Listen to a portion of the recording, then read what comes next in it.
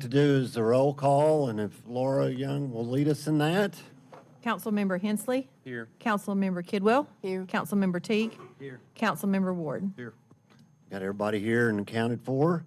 First, I'd like to lead Sharon to come up and lead us in the invocation, and then Tim Ward will lead us in the Pledge of Allegiance, so if everybody can stand. Let us pray. Gracious and eternal God, we pause at the beginning of this meeting to acknowledge your presence and to seek your guidance. Lord, bless this gathering of community leaders and citizens. Grant us wisdom to make decisions that promote justice, unity, and the well-being of all. May we listen with respect, speak with clarity, and act with integrity. Bless Greenville, bless its people, bless its neighbors, and all who call this town home. And may our work today reflect our shared commitment to peace, progress, and the common good. In all that's holy, we pray. Amen. Amen. You'll face the flag. I pledge allegiance to the flag of the United States of America and to the republic for which it stands, one nation, under God, indivisible, with liberty and justice for all. I want to thank everybody for coming today. As far as the mayor's comments go, I'd like to ask Christine to come up and talk about one of the proclamations we're going to give on Saturday. I also want to remind you that this weekend on Friday and Saturday is the August 8th celebration. There's one on Friday night, there's a dance, and then Saturday from 2 to dark, midnight, something, there's a group together down at the George Clem region. So if you can go over this one, please. Okay, sure. So this is a joint proclamation from the Greene County and from the town of Greenville, so by the honorable mayors. Whereas Greenville and Greene County, Tennessee holds a distinguished place in the annals of American history as a site where President Andrew Johnson, then military governor of Tennessee, freed his personal slaves on August 8, 1863, a courageous act that preceded the Emancipation Proclamation and helped ignite a tradition of freedom and celebration. And whereas this singular moment became a touchstone for generations of African Americans, not only in Greene County, but throughout Tennessee and across the South, giving rise to the annual 8th of August celebration, a day that continues to honor the enduring spirit of liberty and the determination of a people long denied justice. And whereas in the decades following emancipation, the 8th of August grew into a beacon of unity, drawing together families and communities in gatherings marked by prayer, poetry, music, dance, storytelling, education, and jubilation, reaffirming a shared commitment to cultural heritage, ancestral pride, and the pursuit of equity. And whereas Greenville and Greene County remain a steward of this historical legacy, with local citizens, educators, spiritual leaders, artists, and organizers working tirelessly to keep the memory alive, enduring that the 8th of August serves not only as a celebration, but as a living classroom where history is preserved and passed on. And whereas this observance challenges us to confront the shadows of our past while embracing the light of our shared future, to recognize the continued struggle against racial injustice, socioeconomic disparity, and systemic inequality, and to renew our pledge to build a community rooted in compassion, dignity, and opportunity for all. And now, therefore, Kevin C. Morrison, Mayor of Greene County, Tennessee, and C. Cal Doty, Mayor of Greenville, Tennessee, do hereby proclaim the 8th of August as a day of solemn remembrance, joyful celebration, and collective action. Let it be marked not only by festivity, but by purposeful reflection, a day to honor our ancestors, elevate our youth, and strengthen the bonds that connect us across time, race, and generation. Let the bells of freedom ring louder each year as Greene County proudly upholds its place as the birthplace of this sacred tradition. May the 8th of August forever inspire courage, kindle hope, and illuminate the path toward a more just and unified world.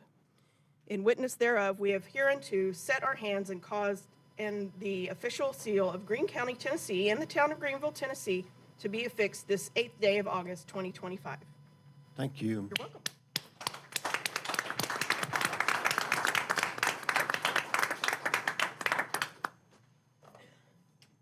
Okay. I really don't have anything else today, so we will next move to public comments.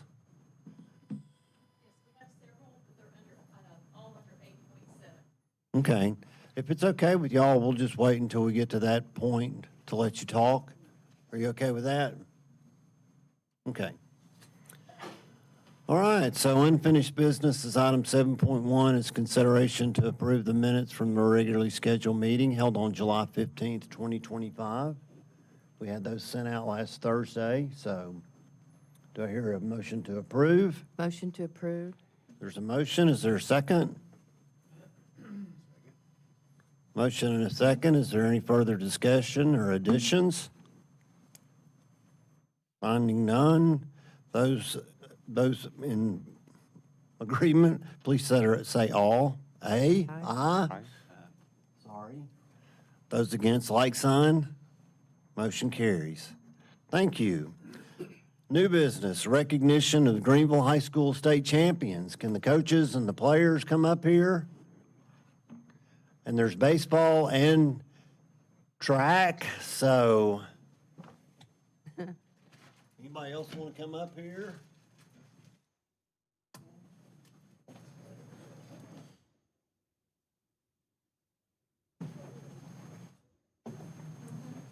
We had to set everybody back today so we can get everybody up here. Photo bomb and all y'all, I'm just telling you.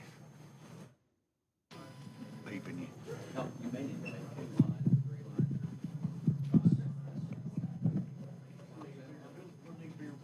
Yes. Can you talk a little bit about what the team has done over the last few years? Sure. We've only got 35 minutes. This team, baseball team, we went 36-9 this year before going to Murfreesboro and then winning the state, basically. But this is the third state championship in the 10 years, the past 10 years, basically. And we've been to the state championship. We've been to the championship game. What did we say? The 3 times that we've been, we've won by a total score of 22-0. So that just tells you a little bit. But these guys deserve all the credit and all the hard work that they've put forward through all of this. And I appreciate it. And I appreciate Greenville City recognizing them as well, too. So thank you very much. We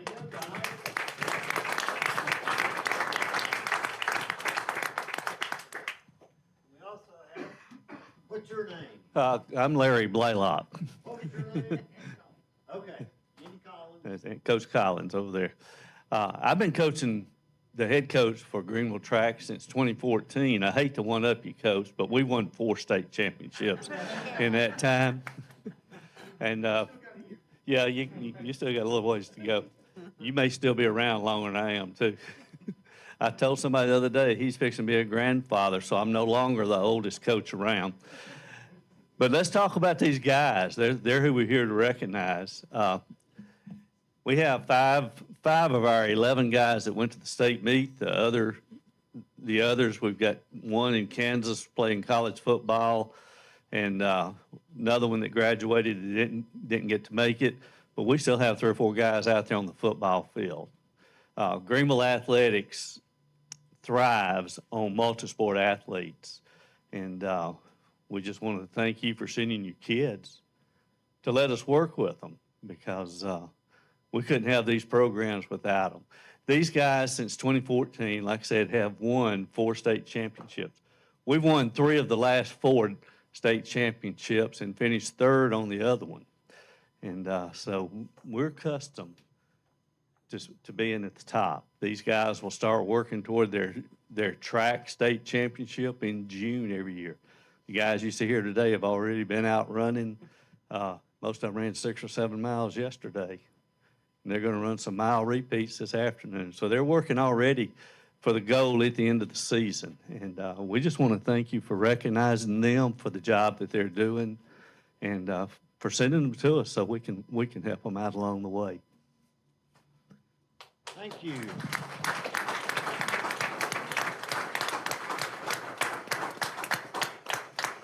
Congratulations, everybody. It's a real honor to have you over here today, and just keep doing it.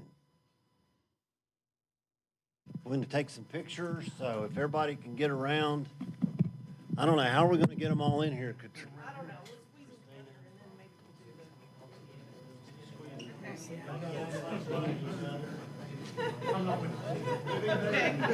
Okay, Bobby, you don't run track?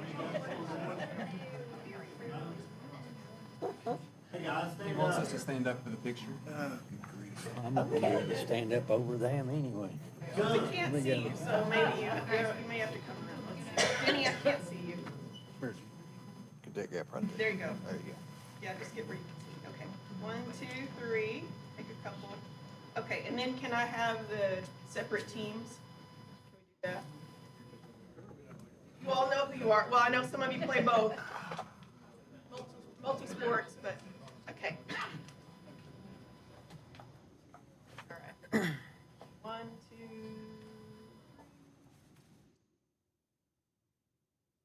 2. Okay. It's baseball, it's track.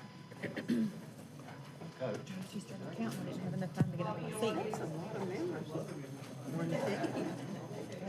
I guess not.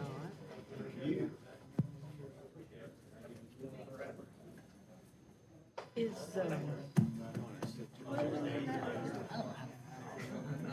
Doing other stuff by now. If you leave, I yell at you.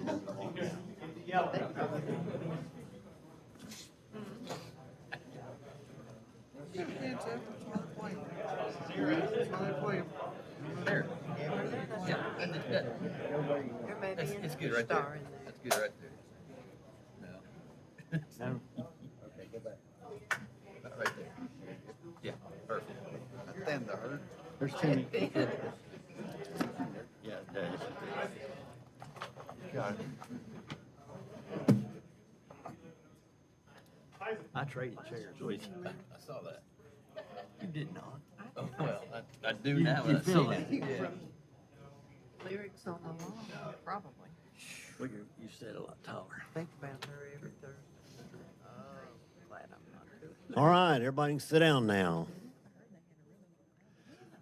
Next is a recognition of the Greenville receiving the Tennessee Municipal League Award of Excellence in Parks and Recreation.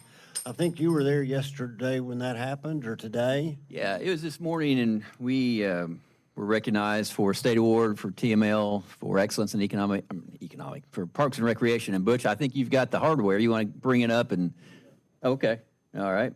So we've got to formally present the hardware for excellence in Parks and Recreation for the state of Tennessee. So I want to congratulate the department, the employees who did a great job. It was based on the beach volleyball project, which they did a whole lot of blood, sweat, and tears into that. Got grant dollars, and but the staff did a great job. The advisory board is a great supporter to that. So, Butch, to you and your team, big congratulations and thank you for job well done.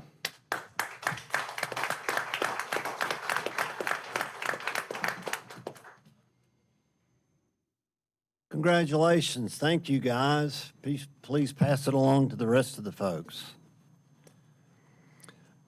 All right, next is item 8.3. It's consideration to approve a special event application to close portions of Depot and Irish Street for Depot Nights on September 19, 2025. Yes. Kevin's here. He's going to come up and join me. Kevin and Kim Thompson are kind of leading off this event. This is a first annual Depot Nights, and it's going to be on Friday, September the 19th. We're having everybody come up for this one. They're going to be closing Depot Street from Main to Cutler and Irish from summer to church. And it's to promote all the businesses to stay open late. Okay. And they're going to have music at the intersection of Irish. And the plan was to have alcohol at this event, and the beer vendors that would be included in their Class C would be the Gentry and the winery. But we noticed something just a few minutes ago in our beer ordinance that has kind of put a little glitch. Anyone, an individual, a business, or an organization can have a special event when they come before you if you approve it. So that gives them the right to close the street. For beer, on the other hand, we just noticed to get a Class C permit, you have to include the beer vendors in your Class C application, which they did, which is the Gentry and the winery. We just noticed, though, to get a Class C permit, you have to be a charitable, bona fide charitable organization. So we just found this just a few minutes ago when I was talking to Kim on the phone. And so we can go ahead because they're clear to go to have the special event approved and to have that event as is. But as far as the alcohol being in the streets, because they are not a bona fide charitable organization, we're going to do a little seeing if we can find a organization that would help sponsor that and be the organizer of that event, just because of this situation that's listed in our ordinance. But we are clear to go right now for them to have the event on Depot for Friday, September the 19th, and have music and have the businesses stay open late to kind of promote economic development and tourism downtown. We just got to work out through our ordinances how that's going to look for alcohol in the streets, since they are a business, not a nonprofit organization. Okay. And Christina's got that. She's going to pull it up. You can pull it up on our, I want everybody to see this. So if you'll pull up the special event one right there. So it clearly says right there, for a special event application, any person, entity, or organization can have that, and that's not a problem. So we're good to approve them if you do choose to do so. But then I wanted to show you in our alcohol ordinance, if you'll go to page 15 first up there, Christina, before we come back to 8. On page 15 of our alcohol ordinance, in the middle there, it says a beer vendor included in the Class C permit application shall possess and maintain a Class B. So when they filled out the beer application for the Class C permit, all was well, because they did list themselves as a beer vendor, and they did list the winery, who also holds a Class B. So all was good with that part of our alcohol ordinance. But then when you go up to page 8 and you scroll down, we missed this part right here until just a few minutes ago. For a Class C, you have to be a temporary special event application. It has to be for, the organizer has to be a bona fide charitable or nonprofit organization. So if that can happen between now and their event, then we can bring that back before you in the beer board meeting. If they can find a nonprofit organization that wants to be the lead organizer of the event, and then all would be well on all other parts. And I know we've been looking at changing some things in our special event ordinance at some point, maybe our alcohol ordinance, and this might be something that you all might want to change or might not want to change. Had y'all started something on a real retailers group downtown or something?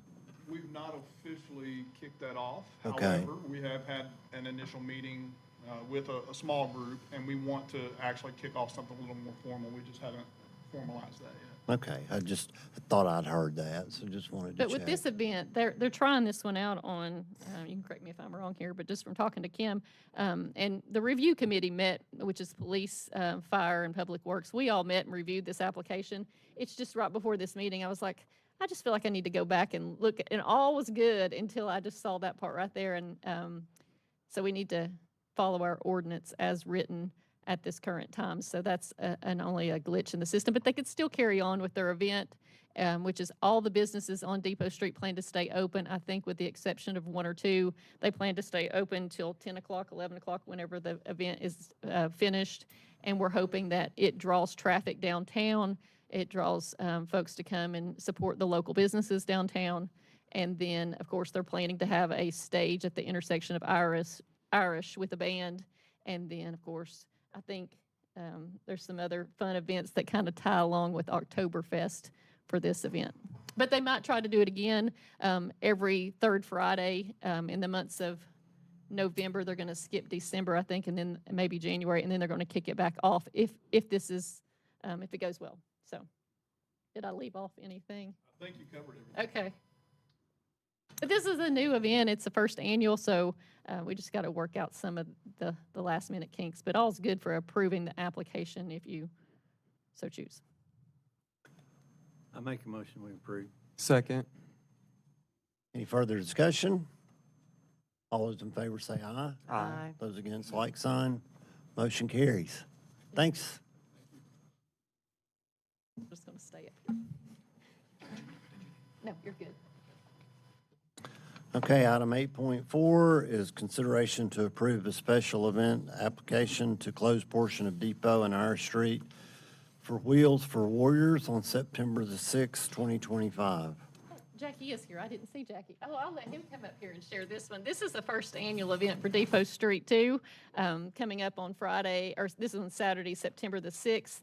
Wheels for Warriors includes some bikes and some Jeeps, but I'll let you give the specifics. So, I'm a member of the U.S. Military Vets Motorcycle Club. We organizing this event to raise money to help vets in need in Greene County. What we do is we kind of are able to bypass some of the steps needed by veterans to go through official organizations. We cut through the red tape. If they need something, we just do it. Ramps, furniture, food, we just go buy it. And this is a new event that we've started doing. We have a lot of Jeep enthusiasts in our club as well as bikes. So we wanted to close it down, raise money for that to help benefit veterans. And they're planning to close Depot Street from Main to Cutler, or Main, yeah, on Main to- Depot Street, Main Main to to Cutler. And then, of course, Irish Street will be closed from Summer to Church for this event. And they're planning to, they're doing registrations now for those, and they're going to have the Jeeps and the bikes backed up in the parking spots, which will leave a clear pathway in the middle on Depot. And then they're planning to have 2 food trucks, and then they'll have a registration tent set up. That is the plan. We have actually reduced that down to 1 food truck. It's the Petro food truck. We've also talked to Tipton's. They originally were going to be closed. We told them what we were doing, so they agreed to open up for breakfast that morning. I've also talked to Nickel Ridge Winery and talked to Kevin and let them know what our time frame is. They have said that they would like to open up. We want them to piggyback off of this. So this is going to help local businesses as well.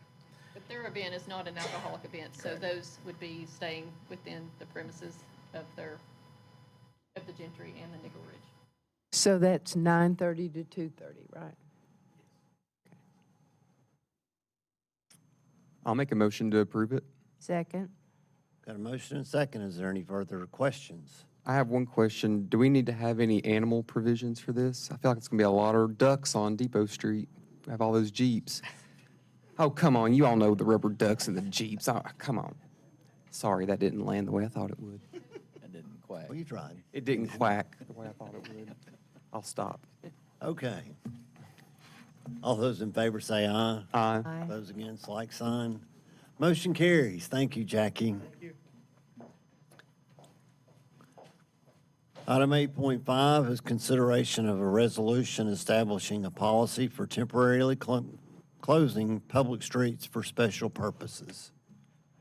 Mayor, while we're on the subject of street closures, this is a closure, but it's a little different. This is not dealing with special events, but from time to time, we will get requests, usually for maintenance projects with projects downtown. We're seeing more and more requests from private property owners or developers or contractors that need to close a street or a sidewalk from time to time to get equipment in, to do work on a wall. We've got an instance where they're doing work on a wall on Depot Street right now. So what you see here is a draft policy that Ron Woods has put together that would allow for a process for a contractor, a business owner to close the street temporarily for short-term periods. That approval can go through the police chief's permission for up to, I think it's up to 8 hours. or 12 hours. 12 hours is the threshold that the city manager can approve it. And then if it's multi-days, then that permission needs to come to the city council for approval. The one caveat at the bottom is the permit required for this. And it's a blank sheet down there. It's a blank page right now where the permit is. But I've got a recommendation of filling that in with the amount per day. That if it requires the police chief's approval, it's $25 per day. If it's city manager, it's $30 a day. And if it's city council, it would be $50 per day. That's just my recommendation for the cost that we would try to get reimbursed for that. Okay. Have we not had anything at all to could do that in the past? We've or- not. We have not. All right. Well, with all that's going on, what did you say you're suggesting? My recommendation is for the first blank, $25 per day for the police chief approval. For the city manager approval is $30 per day. And then for the city council approval is $50 per day. Okay. We've got a recommendation. Do I hear a motion to approve? Motion to approve. Is there a second?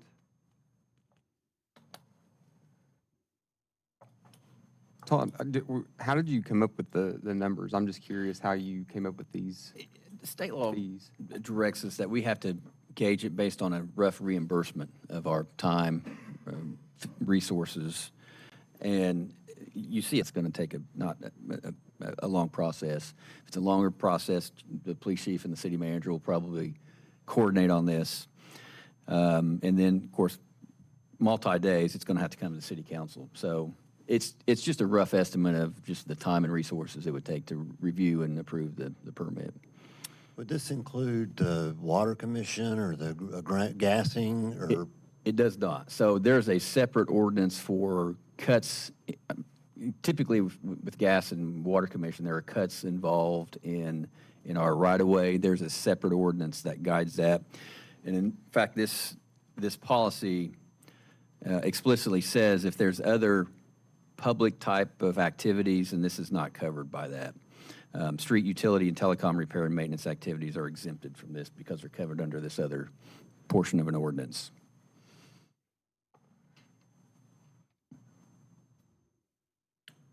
Not sure per day. How about just a one-time fee? Okay. Would that be, I mean, why per day, I guess? It would, Since if we'd have to review it, I mean, I wouldn't review it every day. right. So, It would, really, the per day would only come into effect for city council approval because anything that requires less than city council is going to be 1 day or less. But we could make, city council just one-time cost. It says all of them per day. It does. Oh, but it's 1 day and 2 days and. Right. Never mind. I'd like to amend that motion if I could and just say per day. I mean, one-time fee. Okay. And just since it's not written in there, do we need to write something on that or how do we? You can make the motion to Approve with include, amendment. to include. Okay. I'll withdraw my motion. Tim, you make. We'll make your a motion with that added amendment. Okay. And then I'll That's my second. motion. I'll You got second. that, Laura? I do. Okay. So we have a motion and a second. Is there any further discussion? All those in favor say aye. Aye. Those against, like sign. Motion carries. Thank you, guys.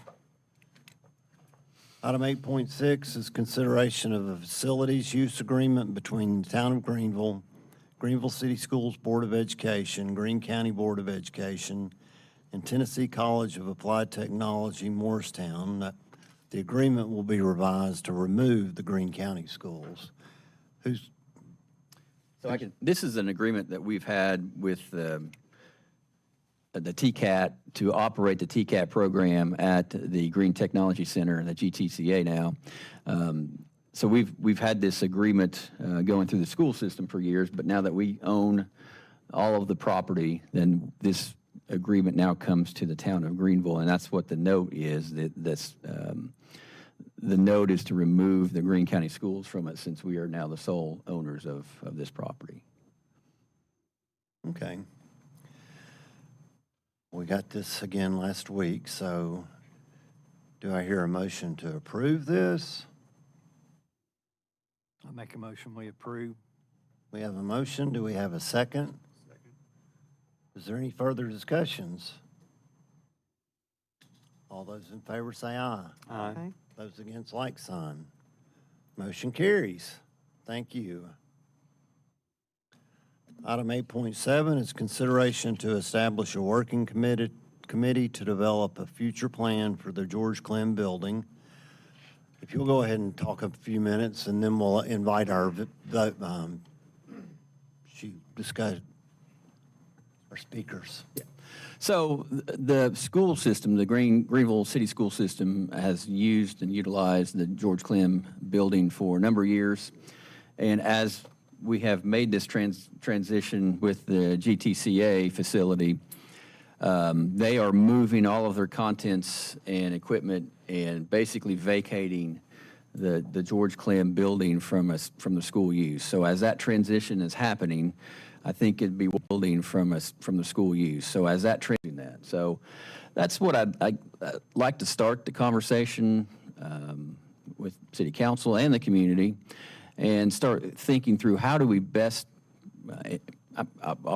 Personal recommendation is I think there's an opportunity for some services in that building that could be there to serve the community.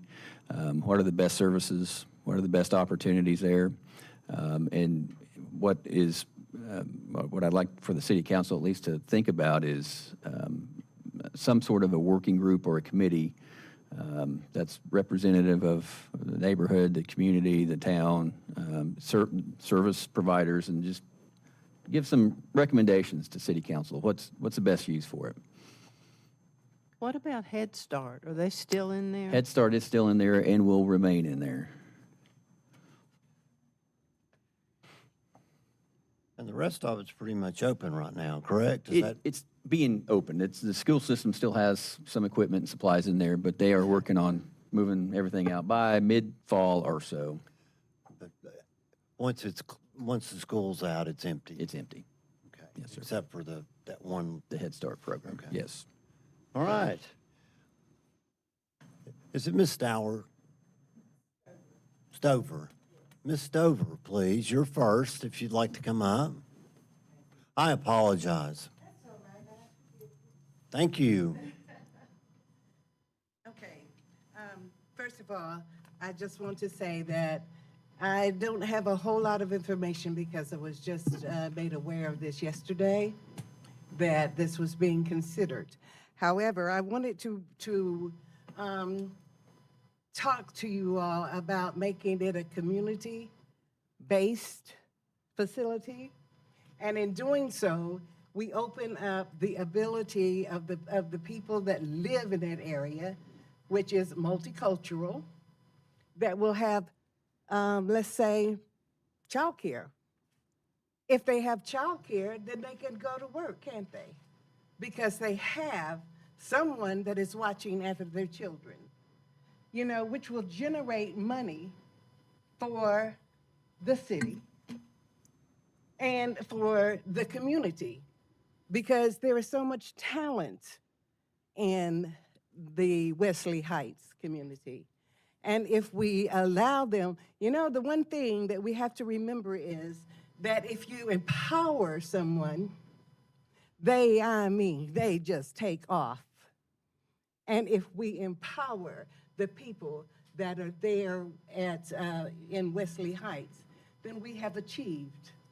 Okay? I just want to bring a little bit of background about George Clem, all right? It was built in the early 1920s. It was the first and only black school in Greenville. Now, beginning in 1887, the African Americans in Greenville and Greene County were coordinated by the African Methodist Church, AME, and this AME church built the first George Clem. Okay, so I am asking for consideration that you all look at what we can do with it. And first of all, that we make it a historical site to begin with. And then we can go forward and look at the grants that are available, the things that will help us to maintain the building. So basically, that's kind of it. Just wanted to let you guys know that there is a great history and that it's time that we send back, we give back that one particular building that was there for the Black American in Greenville, Tennessee.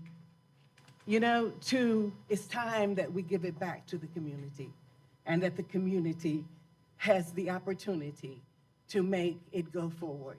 And I thank you very much. Thank you. All right. Appreciate you. Okay.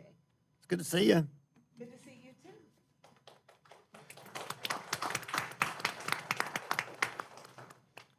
Okay, Ms. Bowers.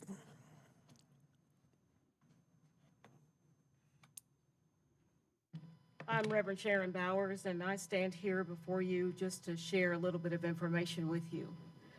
The George Clem property is more than a building. It's a symbol of resilience. It's a symbol of history. It's a symbol of the identity for African Americans in this particular community.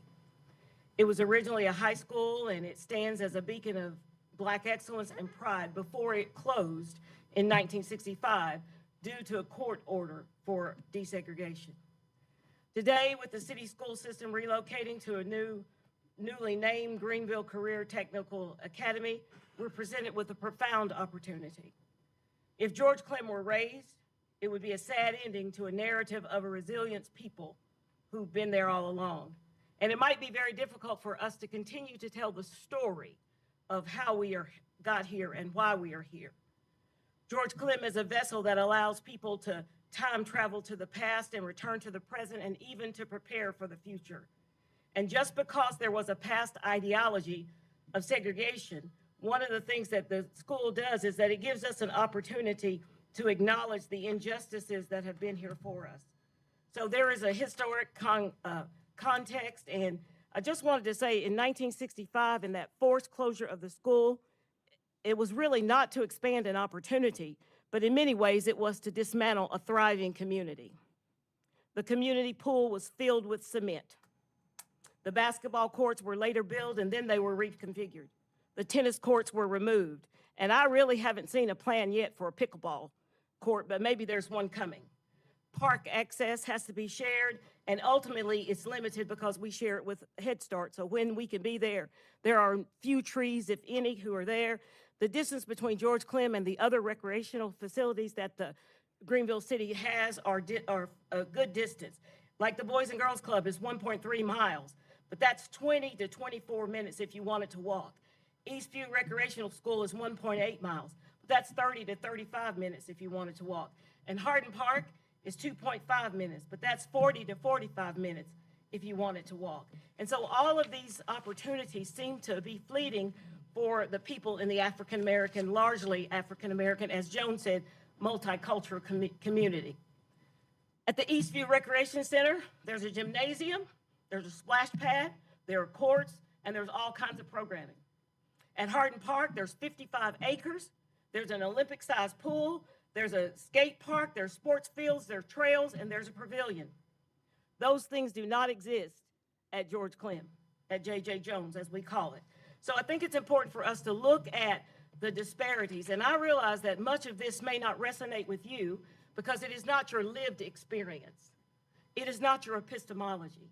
You have not experienced what we and many of these people here have experienced being African American, living in Greene County and Greenville, Tennessee.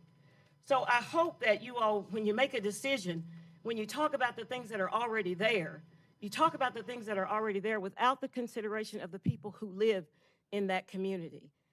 There are opportunities for us to come together, to meet, and for us to be a part of it. And so when I look out right now and I look at the council, I don't see anybody who looks like me. And so when I know that these people who don't look like me are the people who are making decisions, it concerns me because it is not your epistemology.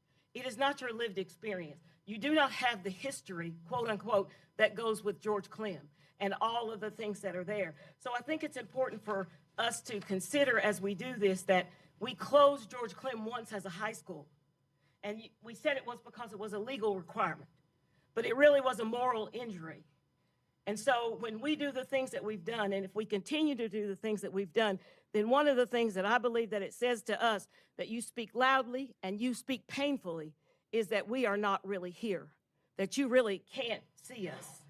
And so I think if you return the George Clem property to the community, not just about land, not just about buildings, but it's really about justice. And it's about restoring a dignity and an agency to people who built, protected, and cherished this place. So we're not asking you for charity. We're not asking you to make decisions for us or about us. What we are asking is for you, the city, to simply say, we see you, we hear you, and at this time, we're going to do the right thing by you. So I ask you not to miss this opportunity by making decisions for a people without considering them and letting them be a part of it. Because this is not just about a building, it's about dignity, it's about justice, it's about correcting the record, and it's about making a space for healing. So the community around George Clem, those of us who live there, those of us who have homes there, we've waited long enough. We've endured less for a long time than the rest of the city. And now it's time for us to do the right thing. And so I ask you, when you form these groups, if you actually form them, that you, because you know what, you never have to come to that park because you have the other places at your disposal that I just talked with you and told you about. So it's my hope that you'll listen and that you'll open up the places and the spaces so that all people can be informed and can help to make decisions. I've put together some information in a proposal. I'd like to share it with you. Thank you.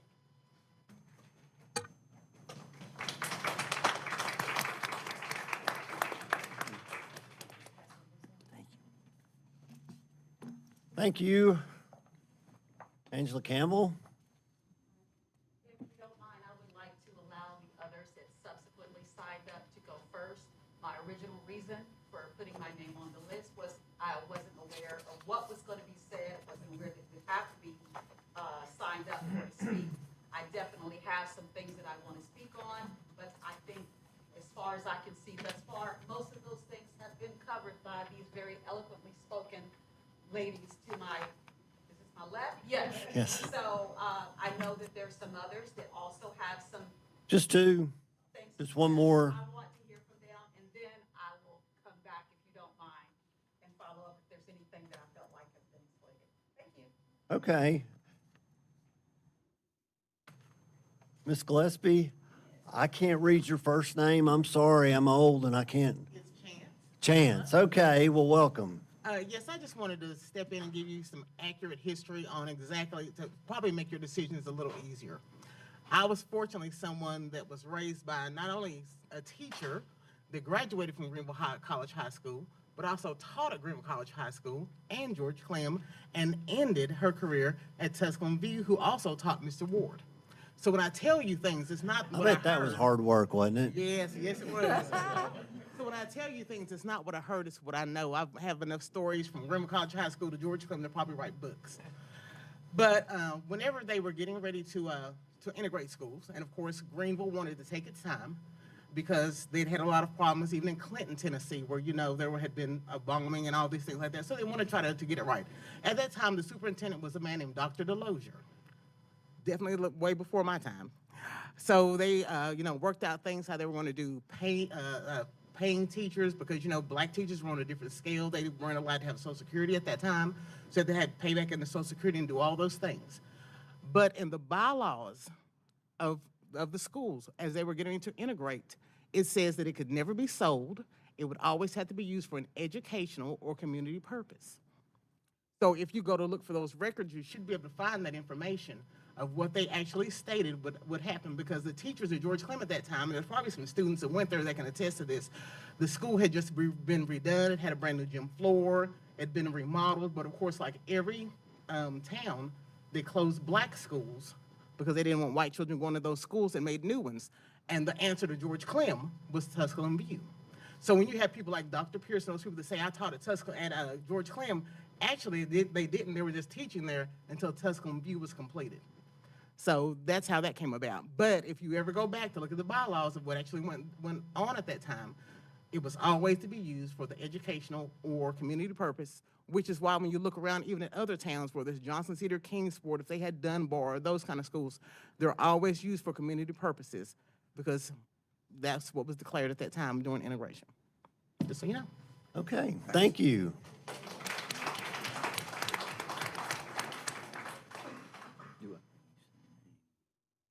Angela? Oh, that's it? That's it. Well, ditto to what these ladies spoke, and I know that there's several others out here that probably have a lot that they could say that would be very valid. And Ma'am, I appreciate them for showing you up. need to speak to Okay, us. I appreciate them for showing up. Yes. I also know that there are several of the attendees here that were alumni of George Clem High School prior to integration, and I appreciate their presence here as well. I feel like their input is probably going to be one of the most valuable pieces of input that you could get in relation to possible future endeavors with the George Clem building. Many of the things that these ladies spoke about has to do with retaining the history, the Black community history within that. And of course, I speak to that as well. With that Black history, I do understand that we're trying desperately, and I don't think we've gotten there by no means, to unify our country as a whole and consider everyone to be equal. And to treat everyone as equals. So I am definitely not opposed to the building being used for several different types of neighborhood involved or neighborhood related activities. And when I say neighborhood, I'm not necessarily talking about literally that neighborhood per se, but the town of Greenville as a whole. You know, to have tutoring opportunities for children, to have other types of classroom teachings and education that we no longer get within the city or county school systems. Even if you go back to when I was in school with Tim and we had home economics and shop, you learn to sew a button. You know, these are some basic skills that we don't have taught in the school anymore. This could be an opportunity to bring that to the area in general, and anyone that wants to sign their children up for those services and those opportunities, learning to write a check, learning to manage money, learning to invest, learning how to save your money. You know, all different types of activities that could be done in that, because to me, I think that that would be, in addition to maintaining the history and the legacy as it relates to the Black community, that would also be an honor for the Black community to be able to proudly say that this is what our school was turned into, something that is going to overall benefit the entire town of Greenville and or Greene County. I don't know how you guys are with the Greene County part. But anyway, so I do want to add that in reference to one of the comments that Ms. Stover related to when she mentioned that she just found out this today or yesterday. I don't know if she went into detail what the concern with that was or not, but I'm going to dare to go there. One of the concerns is you guys, I know for a fact, are aware of at least one of the organizations within the Black community called the George Clem Multicultural Alliance. We have worked with you and partnered with you on several different endeavors within this community. It is of concern that no one from that organization was ever reached out to, from what I am being told, to advise that this was going to be going on today. Sure, you can say that this was publicized in the newspaper, this was on the radio. That is actually where that information was found. But unfortunately, when this is going to involve what we clearly know is going to have some impact with our Black community, and you are fully aware of at least one organization, and I believe there's at least one more, Each One Teach One, Ms. Robinson, you know, that, and I know that they have partnered with the town in several different endeavors as well. It would have been appreciated you know, for future purposes, if maybe they could have been given some advance notice so that they could have put that out on their publications, their social media, et cetera. Again, I don't know, I don't think it was intentional. We all have, you know, missteps and overlook some things, and, you know, the intent is not to exclude, but it would have been appreciated for future references. My last thing, and yes, I'm a talker. Most people in here that know me know that. But my last thing kind of skips back to the initial 8th of August proclamation. I appreciate the intent behind it, but I don't think it was based completely on facts. Or at least I feel like those facts were skewed to give more credit than was due to Andrew Johnson. Andrew Johnson was alluded to in this proclamation to freeing his slaves, and basically anyone that reads that who does not know the history might think that the 8th of August celebration is because of him. Now you can say, no, that's not what it says. But unless you are informed on the history, or you just may not have that mindset to even delve into what that sounds like, because it doesn't affect you directly if you're not of the black race, it would imply that he gets more credit than I feel personally, and I think that there would be several others in here that would agree, that he deserves. I am in no way trying to condemn any of our presidents, our past presidents, however they got into office. However, I don't want to misconstrue historical facts as well to give people more credit than they deserve. He's done some good things, I'm sure, but then there's also things that, just like all of us, he's made some mistakes along the way, whether they were intentional or accidental. With his legacy as it was presented there, again, it would imply that he was anti-slavery.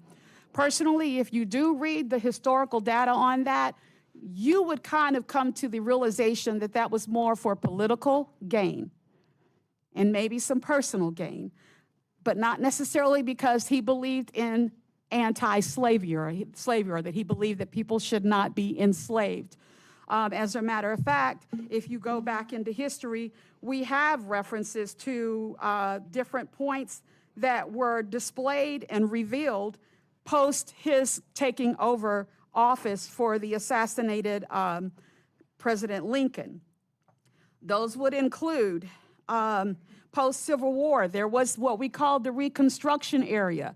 One of the promises that was made during the Reconstruction area was the 40 acres and a mule. For those of you that are not familiar with that, it basically had to do with the land redistribution, where some of the recently freed enslaved people, I don't like to refer to them as slaves, as I sometimes make the mistake of doing that, because that makes it a noun, that makes it a description of who they are and not just a description of the situation that they were in. The enslaved people were promised land in return for never having had that opportunity when they were brought over here against their will.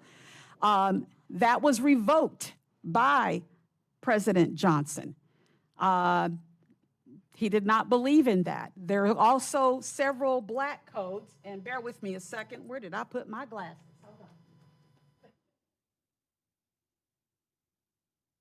Up there on top. They're right there by you. The seat, I needed them, right?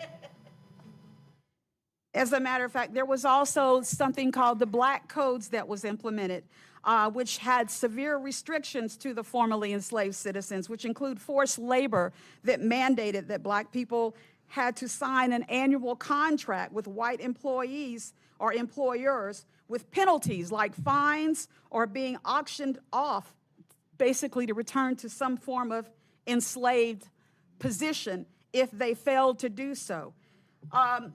Another point that was made, and this was a quote, and there are several quotes, believe it or not, and I did not learn this in school because guess what? This information was not taught, and it's still not taught, but I have learned it as an adult, there were several derogatory things that were stated about him. I Yes. think we're going away from the Well, discussion. no, we're not. Let me finish this, and then I will say it. He had made a comment in reference to slavery in the 1860s, that he was a white supremacist and that this is a country for white men, and by God, as long as I am president, it shall be a government for white men. You can say that this is not relative, but it does lend itself to go back to everything that the other lady said in references to maintaining and giving some sort of dignity to all of the suffrage, the plight of the black citizens of this country in general. And we just want to make sure that our voices are heard. It also goes back to the fact of not being potentially notified in a more advanced way so that we could get the outreach to the rest of the community and make sure that we had people that were able to come to be present to show their support for being involved to whatever the plans are. Again, my intent is not to. Okay, I apologize. Fourth new members. Yes, and I would figure that you would do this. But my intent is to not to insult, like I said, the president, because we're all imperfect humans. But I just would like you to consider the fact that I don't want to put any extra glorification on anything to do with someone. And that goes for the school itself. Okay. Thank you. Well, we're really going to talk today about starting a process that we could do this. So if you four would like to join the board, the commission, whatever we might call it, you could be the first 4 members. We're going to put some names out to let people sign up for that because we do want everyone's help on what we might could use down there or over there, up there, whatever the case may be. So I appreciate you coming by. We really weren't trying to do anything other than just to say, we think it is something that we would like to have the community be involved in. So I appreciate you coming out today. Would you like to join or be a part of that group? Okay. I would like to be a part of that group. We're going to do something purposeful, and if we're going to do something, both the real impact as opposed to the intent, I would consider that an honor. But I don't want to be a part of a group that I'm not a voice that is heard. I don't want to be there for decoration or any of those other things. And when I hear your conversations and your talk regarding this, it seems that we are an add-on. So I would hope that if you're forming a real group, Mayor Doty, I'm hoping that the real group will be a group that will be able to be heard, not just be there for decoration. Okay. Would you like to do it, Angela? I would also like to be sure that the GCMA president, Candida Turner, will also be added to the committee. Okay. And Virginia, you want to be involved? Okay. Well, I appreciate y'all coming. Ma'am? What's your name? I'm sorry. Okay. All right. As far as your answer for me to answer you, I have no problem with that. I just would take a back seat to anyone else that felt the need to be on it, particularly any former students of George Clem. Okay. Well, we'll get a list out or ask for people that would be interested, but we'll put y'all in there and get you started. Did you? Okay. Oh, okay. You're just asking her to get involved, huh? All right. Well, thank you all. Is there anything you want to add? No, sir. Okay. All right, item 8.8 is consideration to approve the request to increase landfill rates. Mr. Morrison. Thanks for coming, Carla.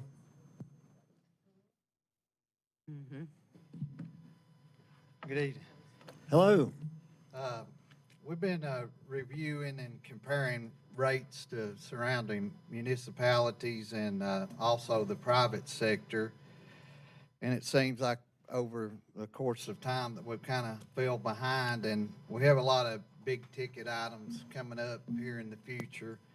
Plus, we've taken on, I put in our, the engineering and the preliminary work for the new construction sale of the landfill.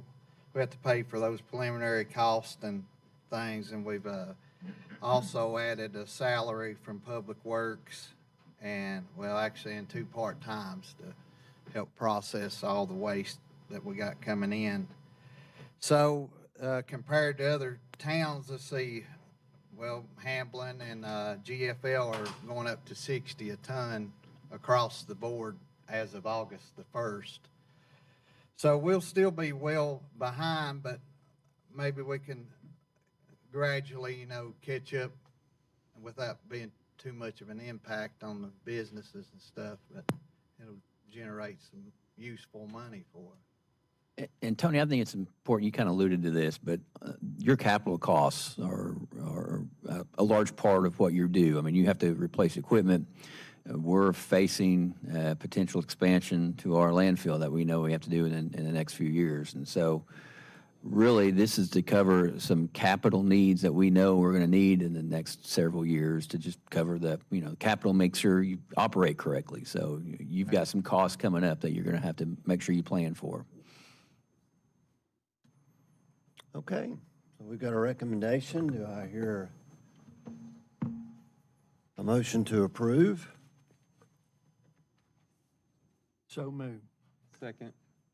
Okay, we got a motion and a second. Any further discussion? All those in favor say aye. Aye. Those against, like sign. Motion carries. Thank you, sir. Item 8.9 is consideration to approve the purchase of two 2025 Dodge Durangos Pursuit Package AWD for Greenville Police Department. Yes, good afternoon. These are state bid contracts that budgeted for the department, be patrol vehicles. Okay, is there any questions? Just a different package for this car than you usually buy, right? They're all police interceptor package, all-wheel drive. Not all wheel. Correct. Yeah. I make a motion we approve. It's budgeted. Yes. Yes. I make a motion we approve. Second. Any further discussion? All those in favor say aye. Aye. Those against, like sign. Motion carries. Thank you. Thank you. Item 8.10 is consideration to approve the reappointment of 5 members to the Roby Fitzgerald Adult Center Advisory Committee.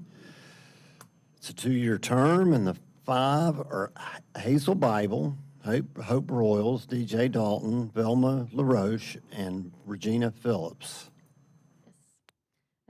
I know we're looking at making some changes to appointments and reappointments with boards and commissions. These ladies, their term actually expires August 20th. So since we're looking at potential changes coming up September 1st, I wanted to go ahead and bring this before you for these 5 members that are up for reappointment for 2 years. We have a motion to approve. We have a motion. Is there a second? Second.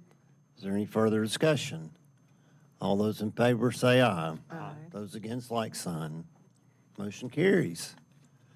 Item 8.11 is consideration of appointment to fill vacant school representative seat on the Greenville Parks and Recreation Advisory Board.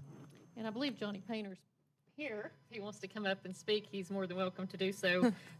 Broderick Gillespie served in this capacity for the Parks and Rec Board as a city school representative, and he has taken another position outside of Greenville City Schools.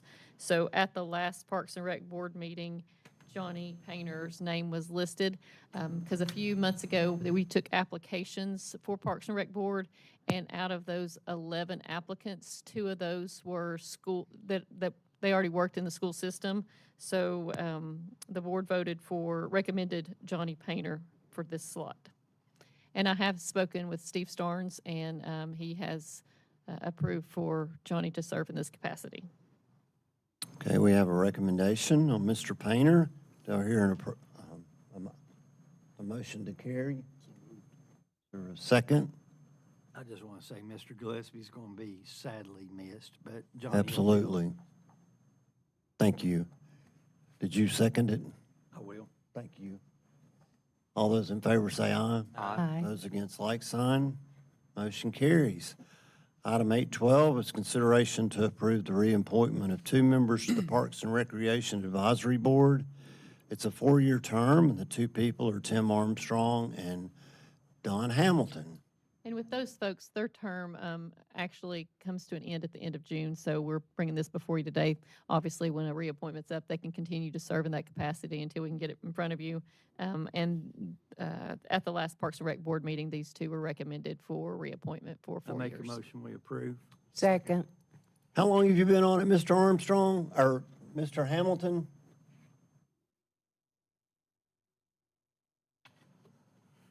It's a lot of basketball games, isn't it? Okay, we have a recommendation on Tim Armstrong and Don Hamilton. Do I hear a motion to approve? You've already got a motion and a A second. second, and okay. All those in favor say aye. Aye. Those against, like sign. Motion carries. Item 813 is consideration of a special event sign request for the 2025 GM Truck Show after party held on August 16th. Yes, sir. I've reviewed all the locations of the signage, spoken with the organizers. This does meet all the requirements of the sign ordinances recommended for approval. Okay. How many you expecting, Brian? 300 trucks? That's awesome. What did we start out with the first year? So it's pretty good growth. Is this 3 or 4? Okay. All right. Do I hear a motion to approve? So moved. Any further discussion? All those in favor say aye. Aye. Those against, like sign. Motion carries. Item 814 is consideration of a special event sign request for Depot Nights held on September the 19th. Yes, I've also reviewed all the locations of the signage to ensure that it meets the regulations of the ordinance, and this is also recommended for approval. Okay, we have a recommendation. Do I hear a motion? So moved. Is there a second? Second. Any further discussion? All those in favor say aye. Aye. Those against, like sign. Motion carries. And then item 815 is consideration of a special event sign request for the Fall Festival of Nations held at Notre Dame Church on September the 20th. And yes, the church has been very, very good to work with. They are very, very good about where they put things out. And I just want to say that I appreciate them working with us and understanding our regulations on this. This one's also been reviewed for the location and the number of signs out, and meets our requirements of the ordinances, and also is recommended for approval. Okay, we have a motion to approve. Is there a first? Motion. Is there a second? Any further discussion? All those in favor say aye. Aye. Those against, like sign. Motion carries. Thank you. Thank you. So I would suggest we stand in recess for a few minutes as we have to get some of our telecommunication stuff. Kathy, Motion, we adjourn. I would suggest we recess. Recess when we're going into legal. Yes, and then we'll go into executive session. I'll withdraw. Okay, so we'll take a recess for 5 minutes. 10 minutes. 10 minutes. Rainey, 10 minutes. Be back at 5:20.